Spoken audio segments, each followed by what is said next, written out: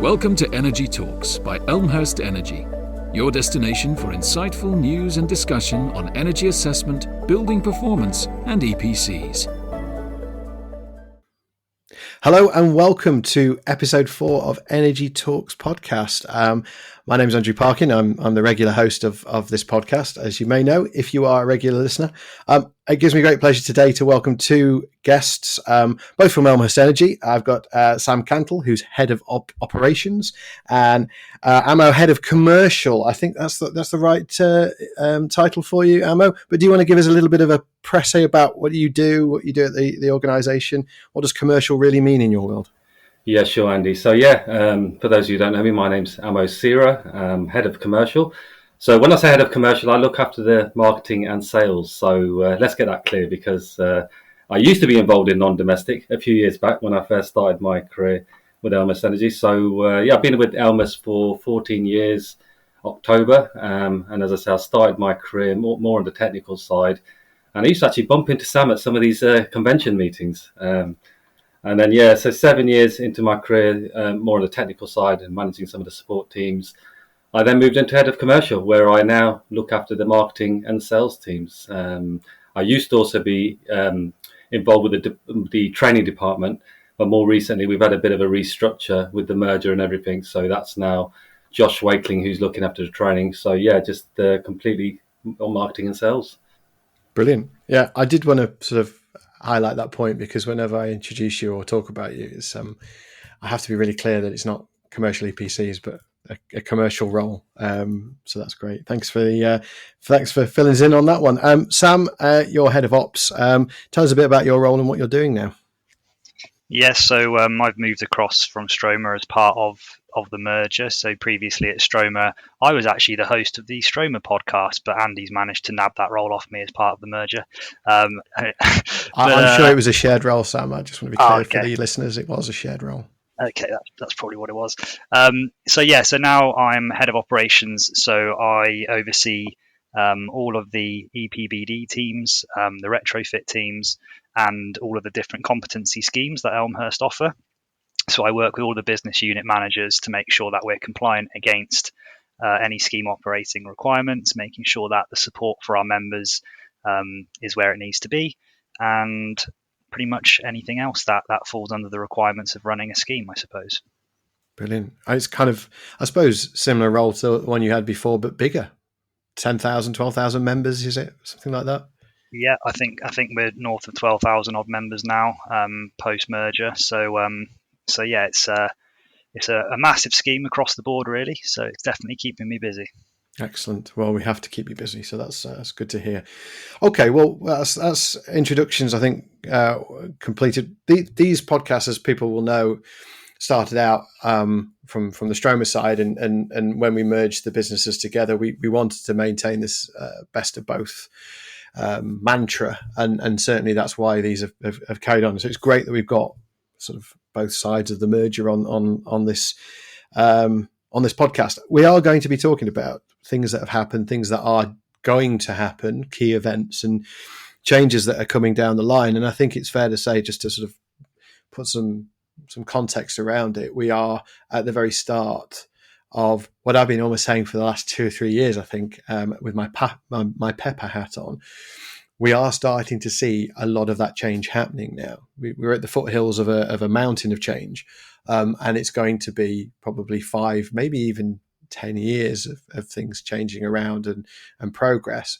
But we're building a big framework of things that need to be done in order to have the best chance of doing the things that we need to do, like combating climate change, hitting net zero, reducing energy demand, switching everyone's heating systems from using fossil fuels, etc., to cleaner, greener methods of heating, transportation changes, you name it. The whole thing's got to change, and we're just starting out.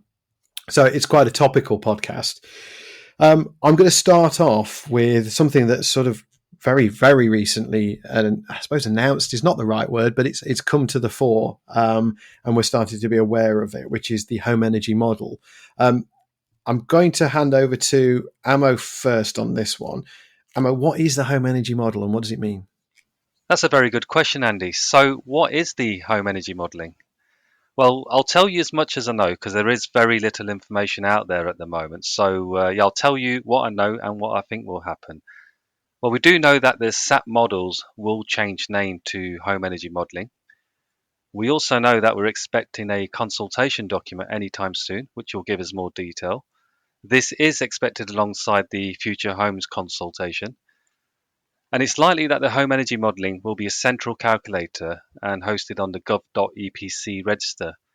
So it's likely that accreditation schemes will allow competent people to access the calculator through some form of a approval process. So home energy modelling will also be a kind of wraparound around the central calculator. So just imagine the EPC as being a central calculator. This will kind of wrap around that. So just hold that in mind. So with it being a wrap around the central calculator, using an example, it may allow homeowners to look at their EPC rating and recalculate it based on potential energy efficiency improvements that they may want to explore. So that's the kind of things it could do moving forward. We're also hearing that it may start to use a more dynamic calculation when calculating weather data, which calculates on an half hourly basis rather than a monthly basis as the current SAP 10 calculator does. So that's quite a significant change there if it moves in that direction. And that's as much information as I know for now. And I look forward to receiving more information when the consultation comes out.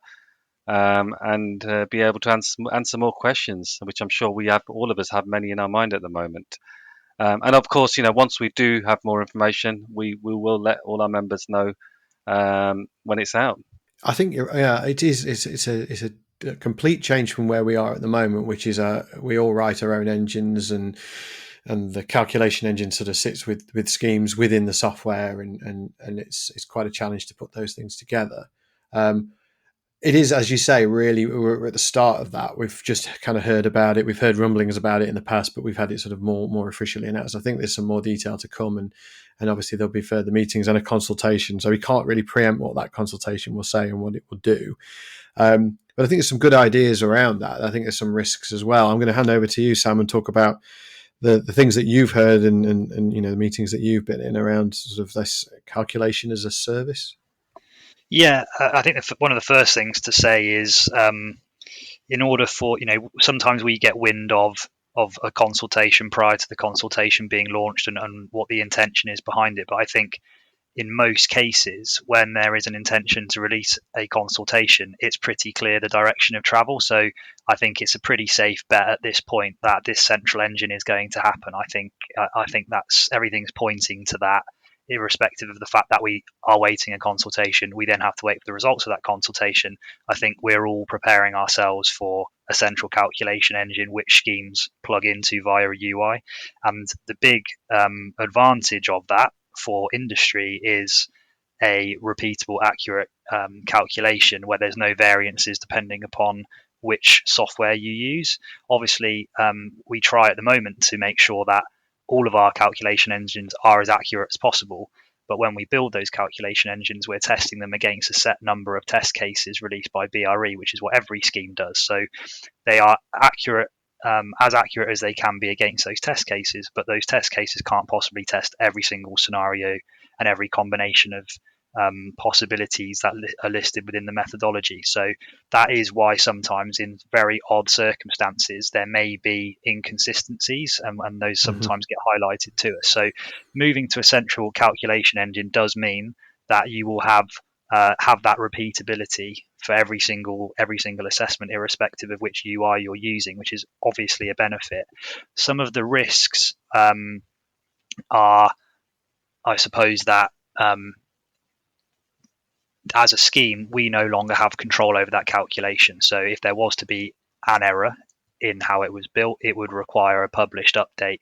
And potentially, depending on what that is, then we as schemes who are developing a UI would have to potentially adjust our UI on the fly in order to accommodate that. So as a scheme, we do lose an element of control. I think some of the other things that are being discussed around, as Amo has mentioned, the half-hourly weather data, this is all building towards a picture of more accurate calculations, which I think everybody wants. Everyone thinks is a good thing. There's a lot of conversation at the moment in industry around, is the EPC fit for purpose? What we should actually be talking about is, are RdSAP and SAP fit for purpose? Because the EPC is obviously just a certificate, a visual representation of those methodologies. The problem with half hourly weather data and some of the other changes that we're being told they're looking to make everything more accurate is the length of time it takes to run those calculations. At the moment, anyone who uses SAP software will know that they are just able to make a change or make multiple changes, make mass updates, generate batch reports, all of these features which SAP assessors have become very accustomed to, and so have their clients, and it can be done just at the click of a finger. With these additional half-hourly weather data, we understand that calculations could take sort of up to 60 seconds to run. So we're sort of, bordering into the lines of how non-domestic calculation is currently run when you calculate at the end of doing all of your data entry. So it's worth talking about. It's very early days, but I think from an industry perspective, there may need to be an adjustment in terms of how people work, because some of the on-the-fly functionality they're used to may not be possible in SAP 11 in the new home energy model, and that won't be at the control of the scheme. Yeah, I must say I totally agree with Sam there. And Sam, is it fair to say probably that we're saying it up to 60 seconds? I mean, from our experience being involved in the non-domestic, where dynamic simulation modelling does get used, depending on the complexities of the building, you're probably looking at even over that timescale, isn't it? When you're running a calc, it can be. Yeah, it potentially could be, and that is just for one calculation. So at the moment, when you are modelling SAP assessments within SAP 10, every time you make a change in the software, it updates the rating. So you can see that updated as you go through the assessment. That's not what we're talking here. We're talking about one calculation running at the end after all the data entry has been made, and that being shall we say 60-second odds to run that.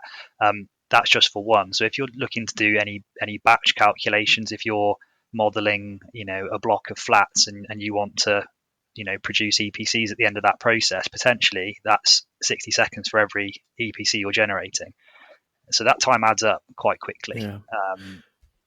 I think you also sounds like you're going to have to be online and using an online tool. And I know some of the difficulties of moving from a tool that's installed on a device to an online system. That's been a relatively difficult process. So DEA's done it years ago because it seemed natural to do that because of the nature of the work. But it does feel like there's a big jump. If we are to move everything online, we're already halfway through that. But if you haven't got an online, you've lost the internet. It's going to be quite hard to justify not being able to do a calculation without that facility. So I think there's a lot to unpick. There's a lot to understand. We haven't seen all the information or been privy to some of the information yet. So we have to sort of have a look at it and then come back to our members. I think one of the things that Elmhurst does really well, and I say this having been on the other side of the fence, is that consultations are dealt with really well. They're dealt with in good time, and the opinions of Elmhurst are published well in advance of the consultation closing, so members can have a look at them. And equally, we try and get the feedback from our members as well on certain key items. So, and we're going to be out seeing our members. We'll come back to events in a second, Amo. So just keep that one in the back of your mind. I'm going to move on because we have spent 13 minutes talking about one thing, which is what sometimes happens on these podcasts. It is an incredibly important moment in time for our industry, though. So raising it early and talking about it is absolutely the right thing to do.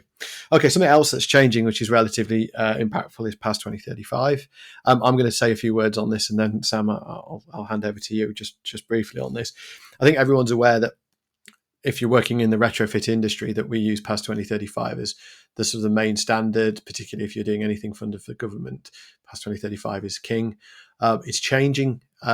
We've had all of that run through this year, and we've now got a new version, which is free to download from the BSI website for anybody who wants it, which is really great because that doesn't normally happen. So do download it, do take a look at it. There are some key changes in there that are going to have impact, but we just don't know when they're going to be implemented. It's probably sometime next year. And we also know that there's a retrofit assessor standard that's being written at the moment. And the steering group are nearing completion. We're hoping by the end of this year, fingers crossed, that will be done and ready to go out for initial consultation. So again, a whole period of change there. But Sam, do you want to just run through some of the key headlines that you're aware of on past 2035? Yeah, there is quite a lot, but I'll just flag a couple of examples. So the risk path procedure that we're currently familiar with within past 2035 has been removed. So there's been some changes to various factors. An example being retrofit designer qualification requirements are now based on the number of measures being installed. There is some changes around traditional construction definition. I think maybe that might get touched on later when we touch on training. The other thing that will be in the new PAS 2035 is criteria for air tightness and leakage strategies. So where there is an improvement to the building fabric, then air tightness or leakage strategy is required. So that might be that compliance is required by a proven air test. Obviously, if that's not in the strategy, then that's not a mandatory requirement, but it does mean that we foresee there being more air tests carried out in the retrofit space. And then I think the other thing is there have been various updates to the criteria of qualification. So that affects retrofit assessors, coordinators, designers, etc. And there is also some more information being released on ventilation and significant assessment. We do have a news page or a news article released on this, which highlights the main points, which I'd encourage people to go and have a look at. It's on the Elmhurst news page. But in the interest of time, hopefully that's okay, Andy, for now. I think awareness is important and direction of where they need to go to get more information. Well done, Sam. That was nicely summarised. And then I'll move on to something that's a little bit more, I suppose, context related, a little bit more wider ranging. And from a personal point of view, a real disappointment in terms of the trajectory that we're expecting from a net zero perspective, in which, and of course, I'm talking about what the Prime Minister had to say last month. I think it was last month now, where they basically had a U-turn on a number of green policies or future policies that all sort of work towards bringing about net zero. Things like the boiler moving to a heat pump process, timescales on electric vehicles and outlawing gasoline and diesel vehicles. But more impactful in our industry was it wasn't just a pause in minimum energy efficiency standards, but basically taking them off the table for the foreseeable, which I got pretty angry about on LinkedIn. Anyone who had a look on there would have seen my feelings at the time. I have calmed down a little bit on the basis that we still have a job to do. Buildings still need to improve because these minimum standards will come in. There's any other way of improving buildings without having a standard to aim for and then to move that standard on. We can build new buildings, but at the rate that we're building them at the moment, we cannot replace the housing stock within that time period, nor should we. There are plenty of buildings that are very much usable and will continue to be livable and usable for hundreds of years. By just knocking them down and starting again, how much carbon are we going to actually be releasing as a result of that? So we've got to make best use of the buildings that we have, and then constantly be adding new buildings to that stock. Mostly because there's the demand. We have more people living in this country than we've ever had, and that in itself is a challenge because we're just adding to the problem. So we've got to decarbonise our buildings, and we've got to do it in a structured manner. So I was really disappointed to see it. I don't think it's a strong message. I think it's quite easy to counter against that, and that certainly seems to be the way that the opposition parties are looking at it. And obviously, we've got an election next year, and we don't know when exactly, but it's either going to be before the summer or after the summer. I know that sounds like a cop-out, but it's true.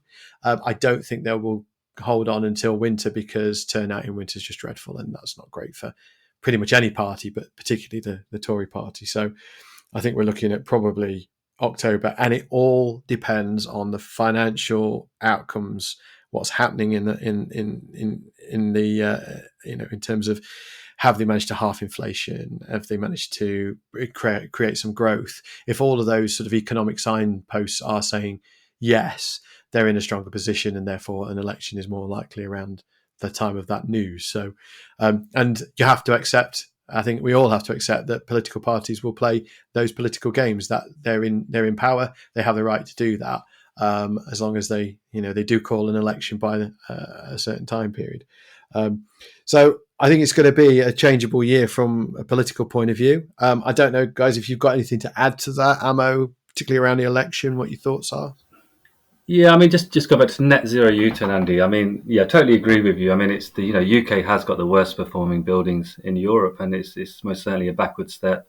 And I know there's lots of negativity around this, but on a positive note, some of the people I've been speaking out there to in the industry, there's lots of tenants and home buyers. It's very high up on their agenda what the EPC rating is of a building. So I think the market will self-drive towards more energy efficient homes, where in the past you'd have someone who would wait 10 years to replace their EPC. Well, actually, if they're having a boiler replacement, they're getting an EPC done because they want to show that their property's a better rating, and it's more likely then to sell the property or get a new tenant in. So I think, yes, there's lots of negativity around that. It's a U-turn, but I think the market will start to self-drive itself, really. Mm-hmm. Sam, anything to add, particularly from the commercial side of things, because we've not had the clarity apart from that MEES for commercial is still on the table? Yeah, so the positive spin in the non-domestic, we're going to call it non-domestic, Andy, to avoid the confusion of Amo's job title. Absolutely, 100%. So in the non-domestic area, we've had confirmation that the Prime Minister's announcement does not affect the trajectory of what's currently happening for non-domestic MEES. So that's positive. The other positive thing is, I think even if things changed in that sphere politically, people are taking me seriously, and they're doing it for their own benefit and their own reasons anyway. I think actually at this point, the number of non-domestic building owners and landlords who are doing this from a point of view of making their properties better for their tenants, to reduce bills, all of those reasons, it's driving forward by itself anyway. So it's obviously positive that we've had confirmation the announcement doesn't affect the non-domestic sector, but actually the non-domestic sector, from what we can tell, is pushing on regardless. Brilliant. Yeah, I mean, I will say this in a bit of balance. We've had a bit of feedback as well to say that immediately after the Prime Minister's announcement, they did see their work drop. And I'm not surprised by that. I'm hoping it's picked back up because there's been a bit more clarity put out there about it. But we still need that clarity. We still need that result from those outcomes from the consultation, because the consultation was for both domestic and non-domestic. And we're still outstanding a resolution to both of those. So I'm going to be working very hard with Pepper and with BEEF, the British Energy Efficiency Federation, great abbreviation, to push, to hold government to account on that. We need that clarity, because without it, we end up with confusion, and nobody wants that. We need to get on with the job in hand. And then just on the job in hand itself, from a regulatory point of view, we have now had confirmation that the energy security bill, whatever you want to call it, has gone through Parliament, and has now had its third reading, and it's been signed off. And that would seem fairly insignificant unless you knew what that meant. But effectively, there's a whole raft of different things that the government wants to do, and I think this is fairly cross-party as well.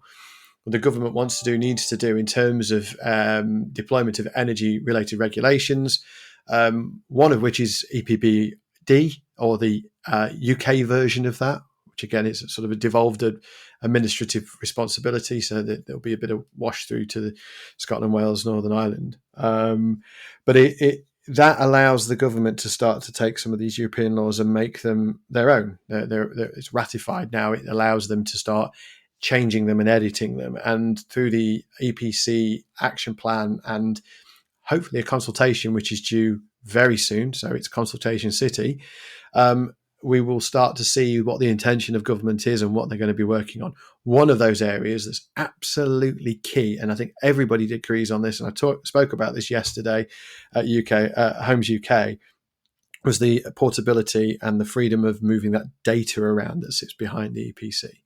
Without that, things are very difficult in terms of strategy and for housing association, landlords, etc., being able to do anything with their EPC data and understanding what they need to do to the buildings in order to improve standards. So I just thought I'd highlight that point. I don't know if anybody's got anything else to say on it. I think I've covered everything there. Perfectly, yeah. I'll just say this is a step in the right direction, really, and long awaited. Absolutely. Excellent. Sam, anything before we move on? No, I'm quite happy with that. Excellent. Good. Right. Well, let's move on to what we're doing over the next sort of 12 months. So we've talked about some major changes. We need to start talking about those major changes or informing our members as and when they're happening.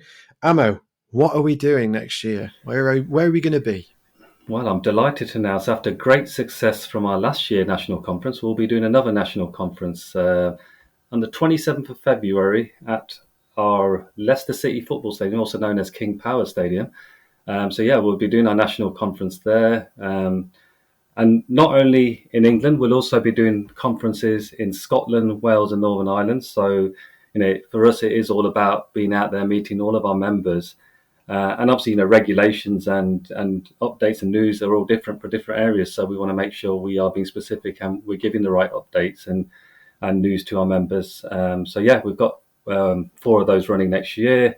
That's our events, but it doesn't stop there. We're also going to be attending lots of other events. So when I say other events, we're attending the CABE Live event at Excel in London. That's on the 5th and 6th of December.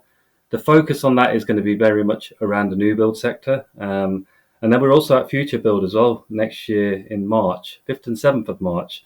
So we're going to be at the Retrofit Zone. So as it is Retrofit Zone, we'll be very much focused around our retrofit offering. We'll have our software tools all on display and demoing them. And we'll also be there to answer any questions, queries, and give any updates within the retrofit sector. So we've also got Housing 2024, but we've got lots of events. And I'd just like to mention, this is an area we're continuing to invest in, and probably investing more than we've ever done before. And it is about investing in our members' interests and their services and promoting their services, which is why we do these events and we're out there. There's a range of events we'll be at. It's normally myself and the sales team as a minimum, but I know Andy, Sam, you'll also be at the Future Build one as well. So what I will say to all of you is, keep an eye out on our LinkedIn or our social medias and do pop in and say hello to us. Yeah, I mean, we'll be out in force, and because we've got that investment in the industry, because I think we are a significant voice out there. We have a responsibility to be at these events, and I take that responsibility very seriously. I know everybody else does. We will be speaking at various other events around the country. We were at Homes UK yesterday, talking about PAS and RdSAP 10 and all sorts of things. And I think having all of that change happening next year and then going forward, we've got to start informing people what that really means. And that's the only way to do it, is to get to all of these events.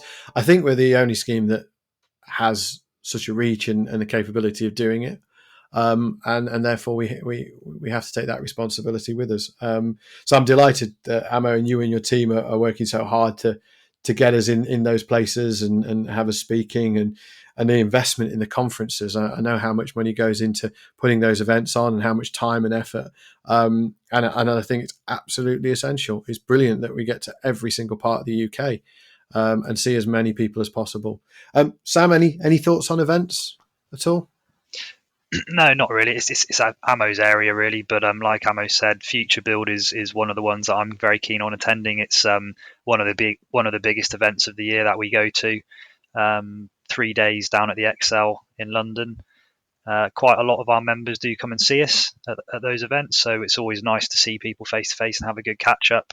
And there's loads and loads of interesting talks that happen across the 3 days. We're often on the panel or doing various guest speaker slots as well. So I'd say to any member really, as well as just coming in to see us, check out the agenda. There's some really interesting stuff happening. Indeed, and it's a great opportunity for members to see your new haircut as well, which obviously on a podcast you can't see it, and I won't spoil the surprise, but it's there. So I was going to mention something in my sort of review of this year versus last year, but it's suffice to say that I had hair prior to the merger. We will leave that there then. I mean, I don't know if the two are related. Maybe we can speculate later on if we've got time. Okay, so that's events, and I think big changes, lots of events. Amo makes a really good point about making sure that you're connected to us on social media. LinkedIn's the key one for me, but obviously there are things like X, Twitter, or whatever you want to call it, Facebook. Others that I don't use. So make sure you are connected to us, and keep an eye out on the emails. We've got a new notification system within our members area within Access Elmhurst, which we are looking at continually improving, so that there's more information, but in different places for people. People like to get that information in different ways. So just keep an ear to the ground. We're going to be talking an awful lot about things. One of the things that we do need to talk about that's going to help us with this change is training. Training is a big part of what we do now. We have a dedicated department for it with a dedicated head of, as Amo has mentioned earlier, with Josh Wakeling responsible for that department now. And I think the government is looking very hard at what we do in terms of training, the national occupational standards. And I think that's because they know that change is coming. So we need to stay on top of all of these things. And that's why CPD is so important, etc. Amo, first and foremost, we've got some government-funded training, which we're very proud to have been awarded for the second year in a row. What does that mean? Very delighted, first of all. It's great to see that government continue to invest in this area. We've been successful third time actually. So we've now won the Homes Decarbonisation Phase 2 funding. It's a great opportunity really for our members, because it allows us to offer training at heavily subsidised costs. So it's a fraction of what it would normally cost. So for example, we're offering retrofit assessor training for anyone who's a qualified DEA at a fraction of the price, and it allows us to offer great value out there to our members and any new entrants coming into the sector. And what I will say about training as well, it doesn't stop with Elmhurst at training. We're an accreditation body, so the output for us of quality is very important, because we're feeding into accreditation. So it allows us to get good people into the industry and make sure it's to that quality level, which is what we've always been about. I'm really delighted, lots of opportunity. And I would just say, if you want more details about all the training courses we're running and ones that are through the government funded route, do go on our website. It's all on there. Mm-hmm. Well, yeah, this absolutely. I mean, I think just to touch on the new entrant stuff, I do get feedback from conferences and things, which is, well, why are we training more people? There's enough people in the industry. And that's a difficult one I can't stand behind that viewpoint. I think we always need new people coming into the industry. We need to see the industry develop and improve, and we need to bring new, excitable, forward-thinking people into the industry. And you have to start with some of the core competencies like RdSAP and DEA. And so I think there's always going to be a bit of a churn as well within the industry. But we're a growing industry. This is going to be energy efficiency of buildings, and anything to do with decarbonisation is going to be key for the next 20, 30 years, if not beyond. And therefore it's an investment in the industry that, we have seen fly by night and people coming in and out of the industry, mostly around incentives and government-backed funded mechanisms. Things are a bit more steady these days. I'd like to see a lot more funding coming into the market because I think it's needed. But equally, we need to build some of the frameworks, and we need to be able to deliver at scale. And we can't do scale unless we've got lots of competent, good people. So we have to invest in the new blood coming in. I don't want people thinking it's just about bringing new people in. We don't care about the members that we've got. Of course we do. And your first point, Amo, was about this is as much as anything. In fact, it's a bigger opportunity for our members because there's more funding for them, people That's who are right. already in the industry, to upskill them. So Yeah. I'm all for that. One of the areas that we are looking at and is covered by the funding is traditional buildings, Sam. I can talk about that from a training point of view, but why is that important? What you mentioned it earlier, that something's changing in the PAS around traditional buildings. Yes, that's right. So in terms of retrofit, the previous I believe it was risk path C was essentially the risk path associated with older and traditional buildings. So if you were working in that space, then you need to have done that training and qualification. Looking at the new PAS, obviously we don't know when that's going to land, as Andy's mentioned earlier, but the involvement of that qualification will sit across multiple different areas. Both retrofit assessor and coordinator will have access to, or will need to have access to that qualification. So whereas it was just to be needed in a specific area of retrofit before, it is going to be a far more useful qualification, and you're going to need to have that to work within the retrofit space in many of the retrofit spaces under the new PAS 2035. Yeah, I actually think understanding more about traditional buildings, even your fairly bog standard terrace housing from the Victorian period, makes you a better energy assessor. If you just go back to the core competencies, it's not particularly well covered in the NOS, which is being reviewed at the moment, but I think the course is good. But we're going to do something slightly different, aren't we, Sam, around the application, I suppose, of the knowledge. We want to make it more tailored to our members. Yeah, I think it's fair to say that, and this isn't about in any way knocking the existing traditional buildings training that's available elsewhere, but we recognise that, and the feedback we had from a lot of our retrofit members was that the traditional buildings qualification and training that they had received was, while it was good, it was quite theoretical, maybe less practical, and there were areas of it which felt like it didn't really apply to them and in their role in the retrofit process. So I think we took that feedback when we were building our traditional buildings course, and it really is tailored at retrofit assessors and retrofit coordinators. It's specifically aimed at those people to gain the most out of that training and carry that through into what they'll be doing day in, day out. So that was our focus when building the qualification. I mean, that's really interesting. I think it's a massive step in the right direction, and the fact that that's now being offered out through this funded mechanism is fantastic. So, if you're interested in that, obviously go to the website and apply. RdSAP 10, Sam, to come back to you again. That's coming down the line. We've got plenty of details now on what's going to be in the new methodology. What are we doing about that in terms of training? Yeah, well, RdSAP 10 is coming thick and fast, and we're pushing forward now with sort of an approval time frame for schemes lining up around mid-April at the moment. So it's really not that long, is the point there. So we know what the changes are in the methodology. We've created a training course for that. It's the one-day CPD course for our members. We've run 5 of them already. They're very popular and selling out really quick. But essentially it is to cover all the different changes within the methodology, of which there are quite a few, and quite a few of them will impact on our assessors. Very immediate example that comes to mind being windows.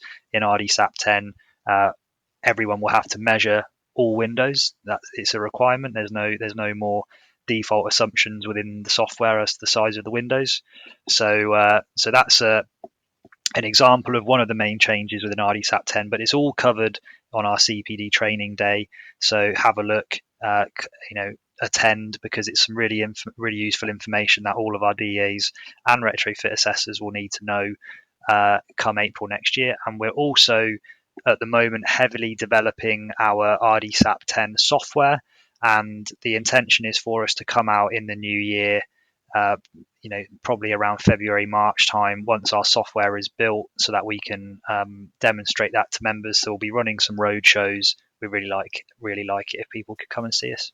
Excellent. Yeah, I think that's brilliant. The more we can see, the better. Obviously, various methods of delivering that information as well.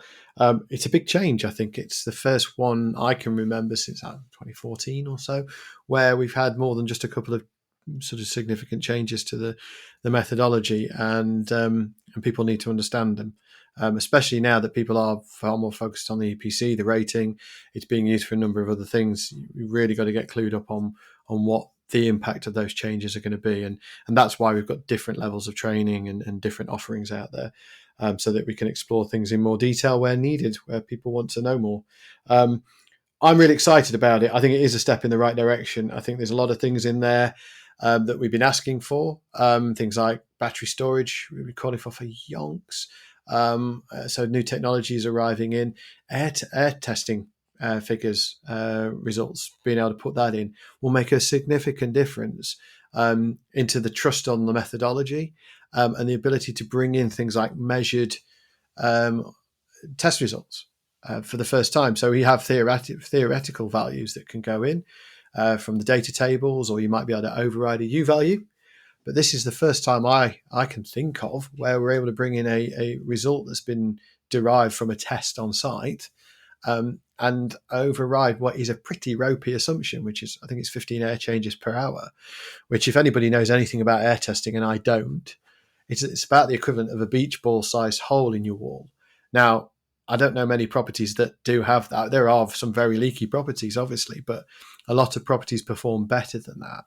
And I think this has got other applications, particularly in the world of retrofit as well, which uses the methodology, and being able to get an air test done and have that reflected in the calculation it's cool, really. Let's be frank. I like new things, and this is a really cool new thing. And I think it does then lend itself to other types of testing, which we're looking at further down the line in the role that I've taken up within the organisation. Things like measures energy performance, which we won't talk about today because, well, we haven't got the time. And I think it's definitely one for a podcast for the near future. So all I will say is RdSAP's been my baby for 15 years or so, and I know that other people within the business feel exactly the same as I do.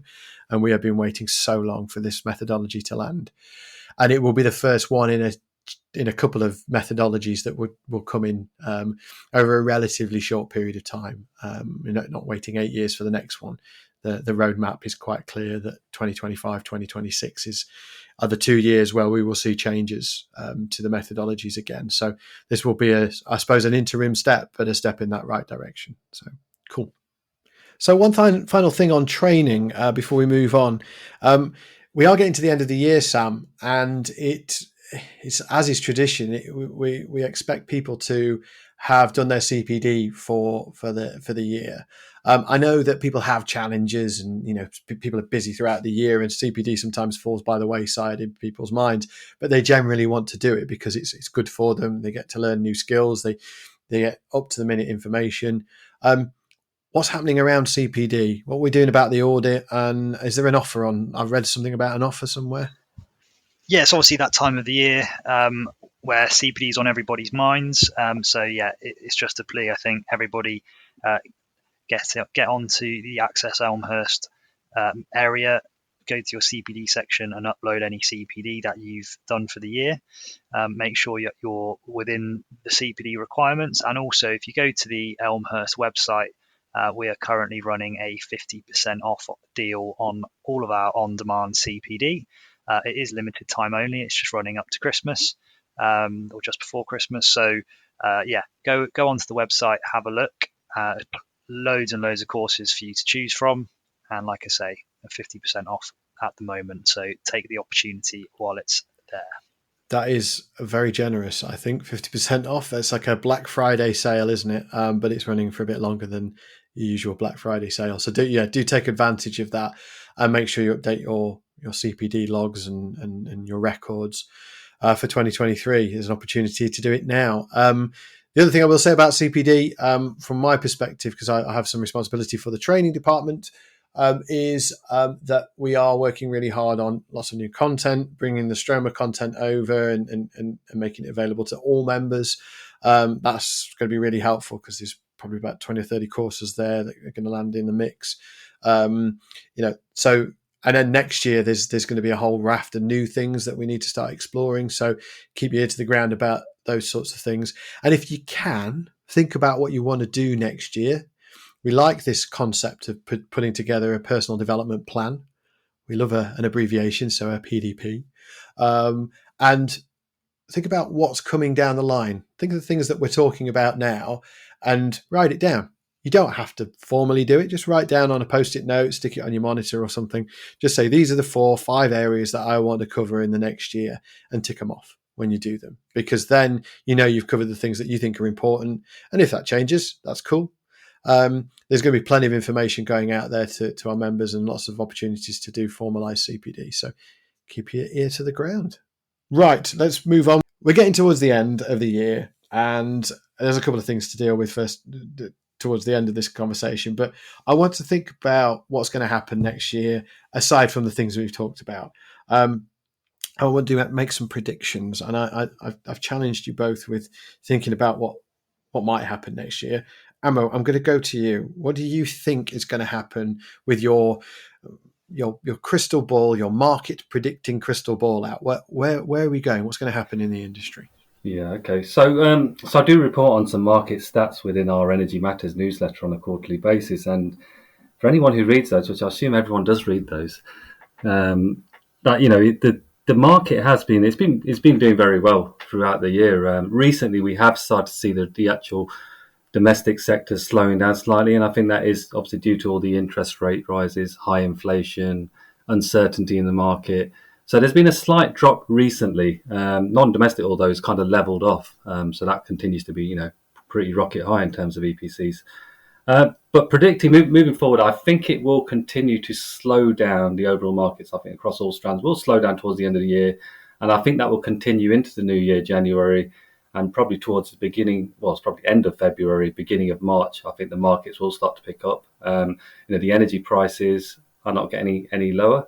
And as I say, EPCs are high on the agenda for many people out there, and how they can make their properties more energy efficient. So I think the market will self-drive, and I think it will be probably more positive than the negativity out there currently come February, March. Okay, yeah, it's difficult, isn't it, to know exactly how that's all going to play out. But I think you do a great job. Don't do yourself down, and people read your stuff. I do, and I think it's important to understand how the market is performing, because you can make better decisions upon what you do with your business, and where to go next if things are starting to move around or slow down a bit, or some parts of the sector are really up. And we were seeing some great growth in key areas, and non-domestic, as you say, has been one of those success areas this year. Sorry, Andy, just one thing I would like to add to that as well. I know we're running out of time, but when you do look at those stats, the housing sales have significantly fallen over the last 6 months, easily, significantly. And when you look at EPCs in comparison, they normally follow the same flow, but they haven't. They've continued to be pretty high compared to house sales. So that does tell me there's lots of other reasons why people are getting EPCs than out there. So it's a lot more positive, even though it's slowing down. Yeah, and I think that's a really good point. People are having EPCs done for other reasons.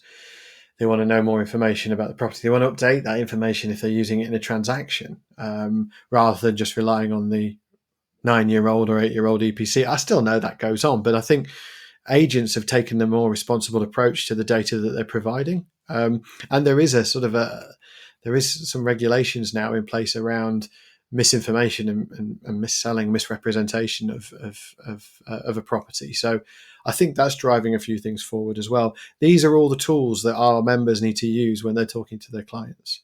And I think it does add value to what they do, which if they can add value to what they do, they can charge a better price. And then the world starts to get a little bit easier for everybody. So I think it's really important that they use the information that you're gathering to their advantage. And Elmhurst have put together, and will continue to put together, further guides on for how to work with their clients, that they can print off and give to their clients, information sheets, etc., because we recognise that you need help and support in these areas. Shameless plug, I know. Sorry. So, Sam, over to you about the ops angle, the operational angle. What can you draw conclusions from this year and apply to next year? What do you think is going to happen? Well, for me this year, we are now almost exactly 12 months on from when we first merged one of the strands between Stroma and Elmhurst. So I think that it's been a very, very busy year, and the focus of this year has been the merge of the two businesses, the migration of members across, and trying to make things as smooth as possible, and as easy as possible. Really, the focus this year has essentially just been maintaining our service level through that entire process, because we've had to do things gradually. There's been a huge amount of work that's gone in. It will be nice to draw this year to a close and start next year with a focus on pushing on and evolving the service that we provide. We have pulled our resources together. It was one of the big selling points of doing the merge in the first place. Was we were both companies were struggling with recruitment. We are both struggling with resource. We've combined our forces together, and the intention for next year is to really push on and make our scheme as valuable as possible to our members, making sure we are releasing regular bulletins, news articles. We're doing CPD events. We're providing training opportunities, and also focusing on some of the other areas that we can add value to our members, such as competency schemes, something that other schemes don't, our competitors don't do. And I know that we've got some exciting things coming down the line, which should hopefully, improve things for our members. We've got quite a big announcement at the national conference, which I'm not going to steal Amo's thunder on, but more to come. If you're interested, come to the national conference. I would say at the beginning of next year. I was going to step in there and stop you before you said anything, Sam, but you've done it for yourself, so that's good. Well, there we go. I think the point is that this year has been very much about getting through it, making sure that people are able to continue unaffected. Next year is where we're really looking to bring the value. Mm-hmm. That's a good segue into my point, which was going to be there's so much to come next year. We're going to have some clarity. We're going to have the end to some consultations. We'll have some new ones. We'll have an idea of direction of travel on an awful lot of things. We'll have had an election. And in between all of that, we're going to be releasing some really, really good software solutions, putting some operational improvements in place for our members, make things easier, more effective for people. So, yeah, I think it's going to be a really exciting year, and I'm very much looking forward to it. So, yeah, that kind of leaves me with any sort of final thoughts. Amo, anything you want to add before we finish? No, I'd just like to finish off by thanking all our members for their support in 2023. And I just think, everything what Sam said, for next year, I'm very excited about next year because we got some really exciting, product launches. There's lots of new things we're going to launch, but I can't say too much at this stage. But really excited. But it's going to be a lot of adding value for our members next year. So just really excited for next year. And thank you. Excellent. Thank you. And Sam, anything else to add to that? No, I think Amo summarised it. Operationally, it's going to be a brand new year for us. We've got everything in place now. All the schemes have merged together, and we'll be pushing on next year. Indeed, good message. Yes, let's see how we evolve together. Right, okay. Well, that just leaves me to thank our listeners for listening to this podcast. This is the 4th episode. It's the last one of the year. So whilst I'm saying thank you to our members and our listeners, I also want to say Merry Christmas. And it's a bit early. It doesn't quite feel right saying it in late November, but I will. If you're listening to this after Christmas, then I hope you've had a very Merry Christmas, but hopefully everyone's listened to it before. Have a very Merry Christmas and a Happy New Year. Looking forward to seeing you all in 2024 at the various events that we're going to be at. And if you are not a subscriber yet, please do subscribe and you will get these things delivered to you automatically every time we release one. Various platforms are out on now. So we've got, on the Apple Podcasts, on Spotify, or directly on our website. And I hope you join us for the next one. But in the meantime, Merry Christmas have a happy new year, and yeah, see you all in 2024. Thank you. Thank you for listening to Energy Talks. Don't forget to subscribe and send your questions and feedback to marketing@elmhurstenergy.co.uk.